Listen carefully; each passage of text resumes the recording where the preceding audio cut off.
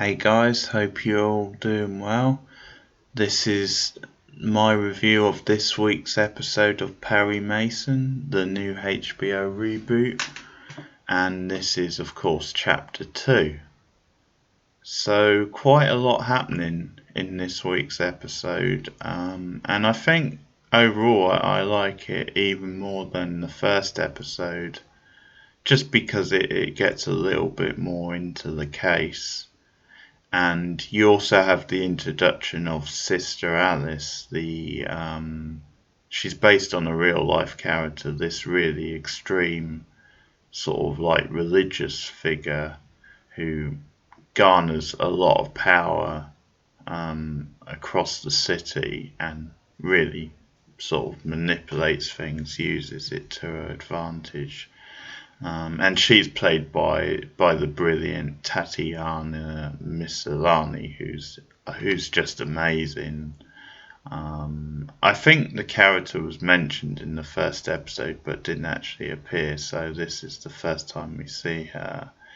And well, speaking of Maslany, I will definitely be reviewing Orphan Black sometime on the channel. That's just one of those ones I just have to, really, because it's such a great show.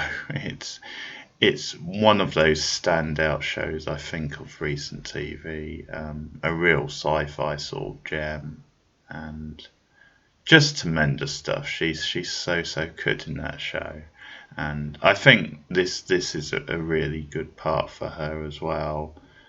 We also see Lily Taylor, sorry, in this episode, who's a great like character actress. She plays, well, they call her like the mother, but I think that's just like a title in relation to the church. But she sort of works behind the scenes with her, and I think is kind of trying to manage, things behind the scenes and stuff. So always great to see her. She's so good as well. But yeah, I'll talk a bit about Sister Alice. I think that's a good place to start with. And I think obviously Tatiana Maslany brings a lot of like presence to it, a lot of like dramatic sort of weight. Because the character isn't in the episode that much, but her presence is definitely felt, and she definitely has a big impact on the plot.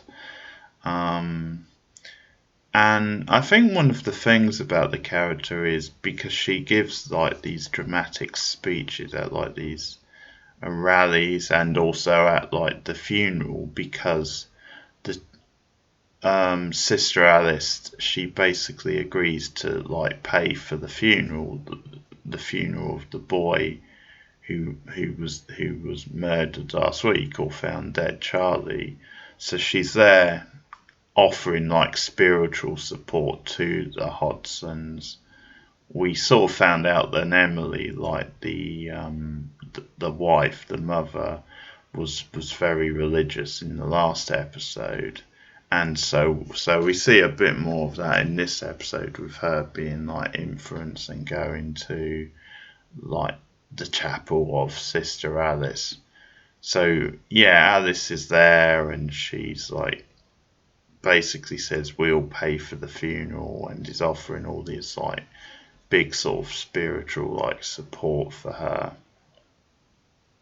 So the end scene is kind of like the funeral itself, and it's just a really sort of like surprising, really over the top sort of scene in a good way. But you get like this big grand speech from Sister Alice up on like the stage, and she goes into this whole sort of like diatribe about like the devil committed the murder, basically the devil's hands, they're all over this. So then she keeps saying like praise be various things, so praise be the police department in like killing this devil or something like that. And she mentions like almost all the key players, like the private detectives, that everyone else, and just has like these really melodramatic sort of phrases.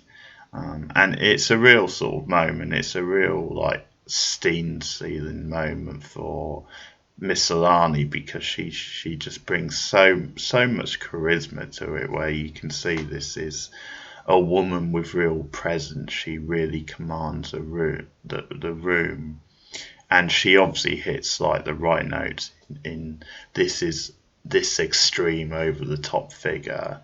But I think what I really like about it also in the episode is then I think it gets across then Sister Alice really believes it as well on some level. Like she's not just using her power and influence to like manipulate people. On some level she does believe it as well, and I think that's what happens a lot with these sort of like extreme religious believers or kind of cult leaders as well. Then I think, yeah, there's just a place in their minds where they're not just doing it to manipulate. I think they do actually believe their own rhetoric in some ways, um, which sort of makes sense, because I think to be so extreme and to take it to like the places they do, you sort of think, well, yeah, they must sort of believe it. Because I think there's definitely scenes in this episode where, because after like the opening scene, I think it is, or one of the first scenes after she's done like the sermon at the church, um, she sort of goes backstage with the Lily Taylor character, and she's almost like sort of hyper and panicking about, was that any good sort of thing, was that, how was that sort of thing, and she's almost talking as if she like really sort of cares, and she really believes what she's saying on some level, and she reassures like Emily. She says, I think this is actually the end scene at the funeral. She says, trust me, from now on, you will, for the rest of your life, you'll have like, I can't remember what she says, something like you'll have like God watching over you or something.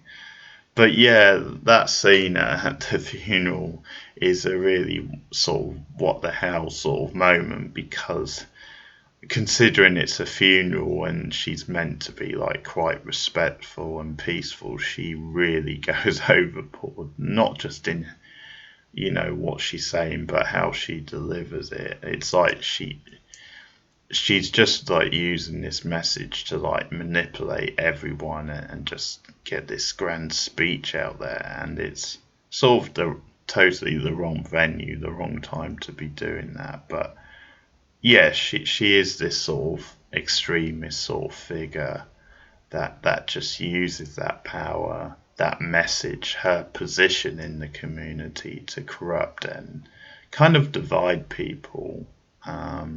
But she's using it in a way which is going to keep, like, for example, Emily on her side, um, or at least that's the plan. So I think she's a very kind of, it's almost a stereotype to say, but a very Trump-like figure, or that kind of character. Um, so it's a really impressive like appearance for her, even though she's not in that many scenes. She's very effective in what she's doing, and I'll talk more actually about that scene at the end, because there's like a crucial sort of plot thing with it. One thing I wasn't so keen about actually in the episode was you get these flashbacks to Perry Mason at war.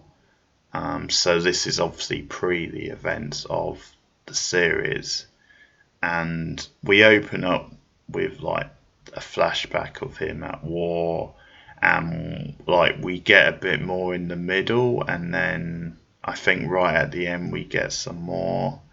Um, and they felt a bit jarring just because it's that thing of taking you out of the drama and having these random sort of war scenes.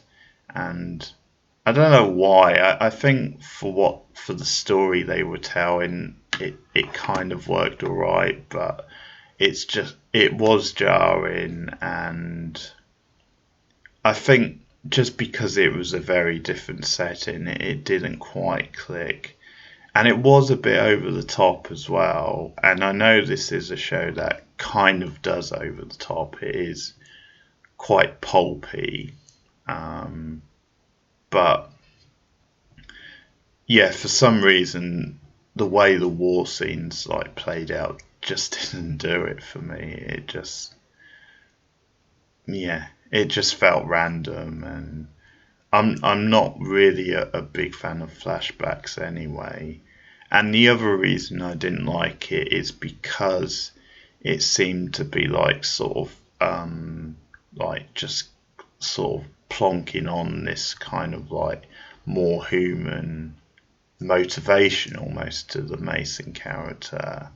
Like just saying that, well, okay, this is his dark sort of past, and it explains this part of his character, for example.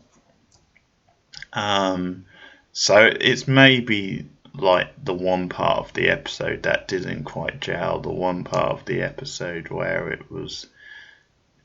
maybe just felt televisual a little bit or melodramatic. So the context is that we see him at war initially, and it's like this really dramatic scene where there's a lot of shooting, and at one point he starts screaming, and we cut away, and then later in the episode there's this sort of like reveal where the Robert Patrick character, Beggary, that's his name or his surname, because there's this confrontation between them where Beggary reveals, hey, I know you were at war and you were discharged.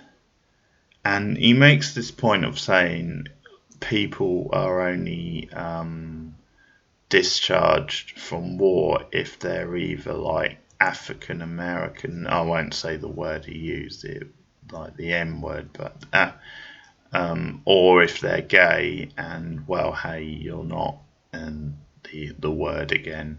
So, and I mean, it's not anything you're supposed to like take literally. Like, I don't think you're meant to think he's gay, although it could be quite an interesting reveal if he is gay, especially during this era.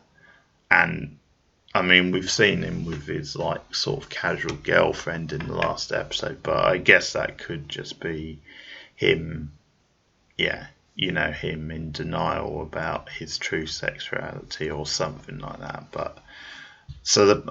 But I don't necessarily think you're meant to take that accusation seriously from Beggary. I think it's just meant to be a little sort of pop to try and get under Mason's skin.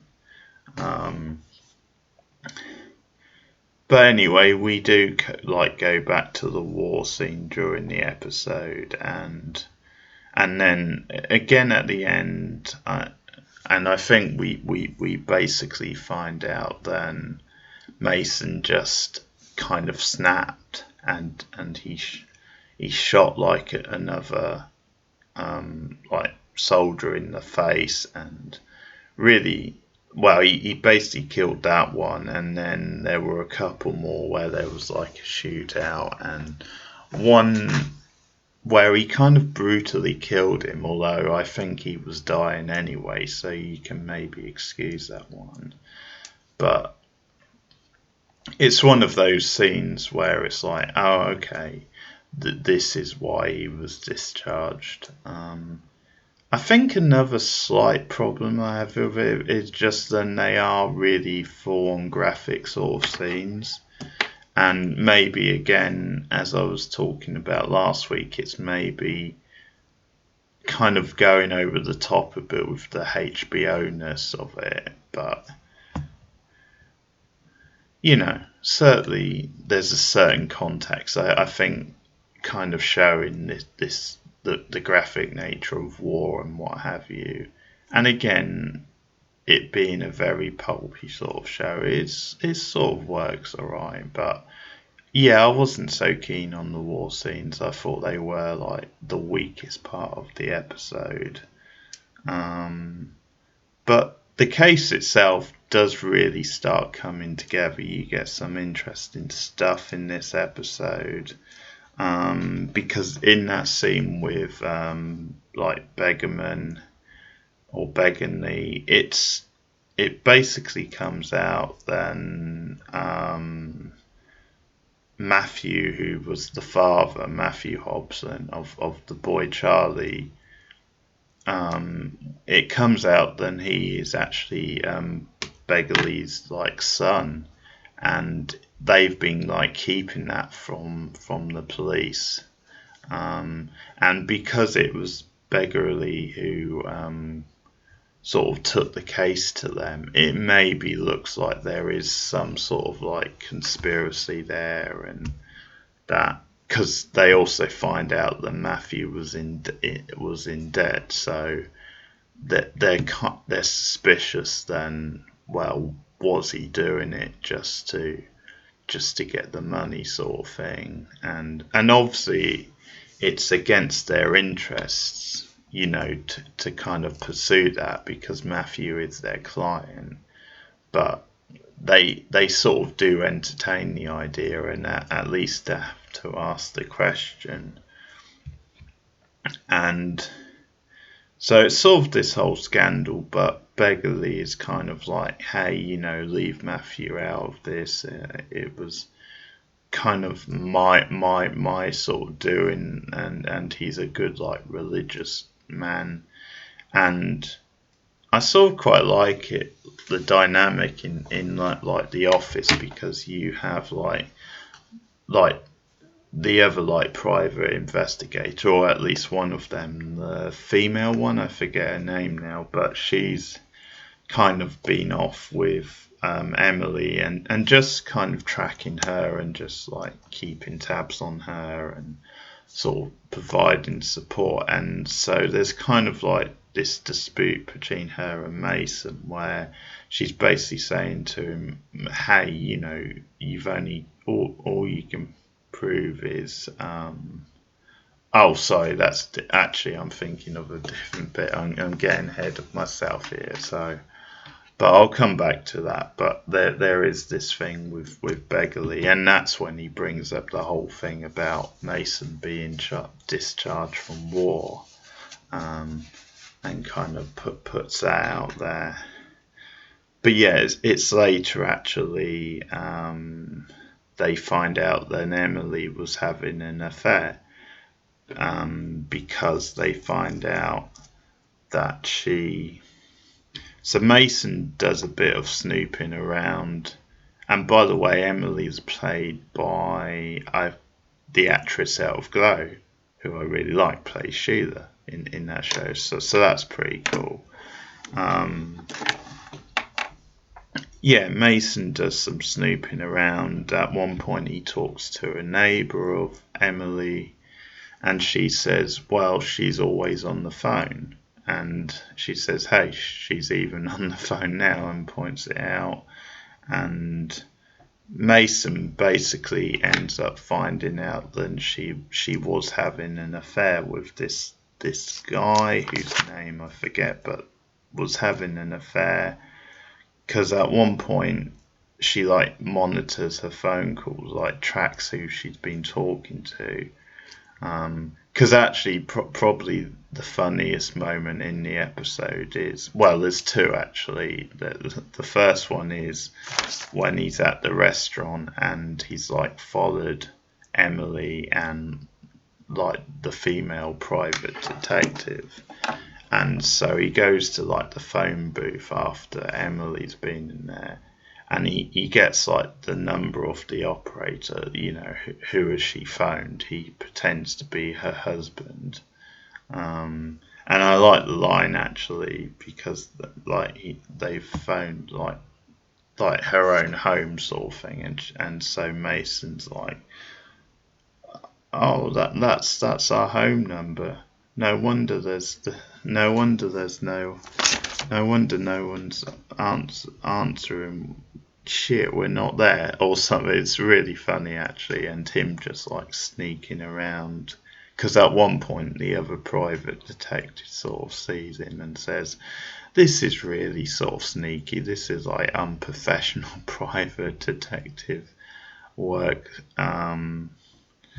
So I really like that, but this whole thing leads to like Mason getting like a lead, and he tracks down this place which Emily has like had contact with, and he goes into like this house, and this is the other way they link it to his wartime, because this guy, the guy who Emily was having an affair with, he's dead. He's like, and this is another graphic scene. He's there in his bed with his face kind of like sort of blown off, or very like very graphic sort of like injury to the face.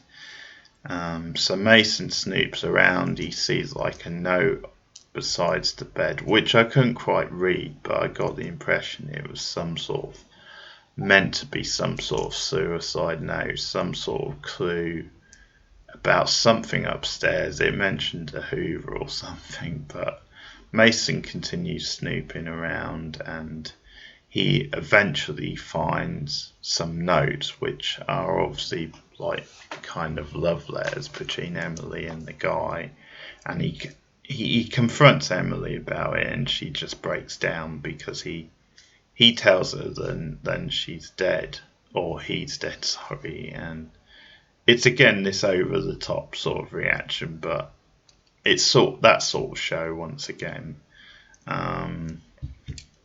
So that's when they have like this big argument in the office, because they're sort of pulling in different directions, because Mason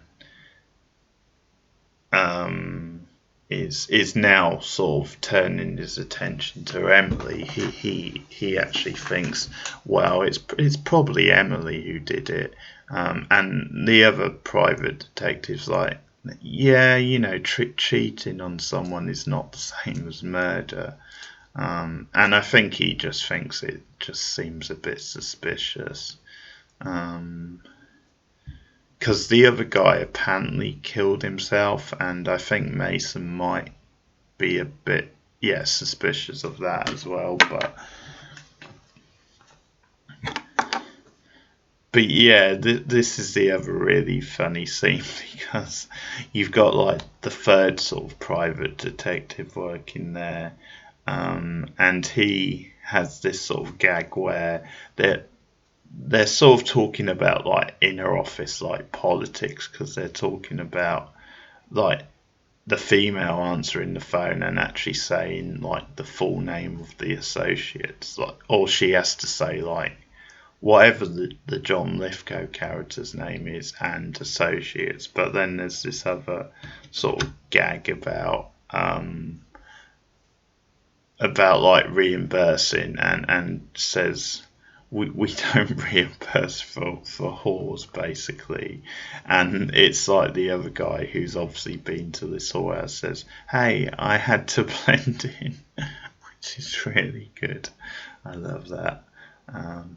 So that's all good stuff, and I do actually like this dispute between them, where one's kind of taking the side of the husband and saying no, it's probably the wife. It does look shady, and the other one's like sticking up for the wife and say, hey, cheating on someone isn't the same as murder, and still sort of thinking, well, the husband kind of has motive, and yeah, there's a lot of like ambiguities to his story and his actions as well. So I do like that stuff. It's some interesting like details of the case, and at the end of the episode, that is how they pursue it. That like the sort of evidence they have against Emily, um, they use and they give to the police. So you end up with this scene after the funeral where Emily gets arrested and taken away. And I mean, that even shocks Mason because it is at the funeral, and it's actually before the funeral, before she gets to see her son buried, because that's something Perry Mason brings up. Then we should have let her at least see the boy get buried. So it's this funny sort of turnaround where by the end of the episode, Mason, who obviously caused this originally, this line of investigation, is feeling a lot more uneasy about himself and kind of how things played out. So I think that's quite interesting. The other big thing in the episode is that you have this black cop, potential like detective, and I mention this because his race is sort of important, and he goes to sort of like stop this domestic situation. Like the guy has a gun on his wife and is potentially going to kill her, so he goes to try and cool that down, and ends up he's in like the process of arresting the guy. But then this neighbour comes over and said, hey, I've got something you need to see. And he goes, and it's actually like in the apartment, it's where the crooks were killed last week by the police officer. So they were obviously the ones who were getting the ransom and had kidnapped Charlie, and so you had one of the police officers who we've seen investigating the case go and kill them last week. So he finds the bodies, and so later on in the episode he goes to the officers, the investigating officers. One of them, who we know is dodgy because we've seen him kill them. So the the officer goes to the detectives and he tells them his story, like he's given like this evidence, and the important point of it is then he kind of says the way the blood pattern was, it made it look like whoever did it went up on the roof to sort of like escape, and rather than it being the other way around. And they just mock him, and I think they mock him because of his race. They make out, then they can't take him seriously. They do make it into like a racist sort of thing, and they kind of like patronise and say, well, you're not a detective, but good work sort of thing. They almost make it into quite a kind of slapping him on the back type thing, but just putting him down because of his race, and he obviously knows it.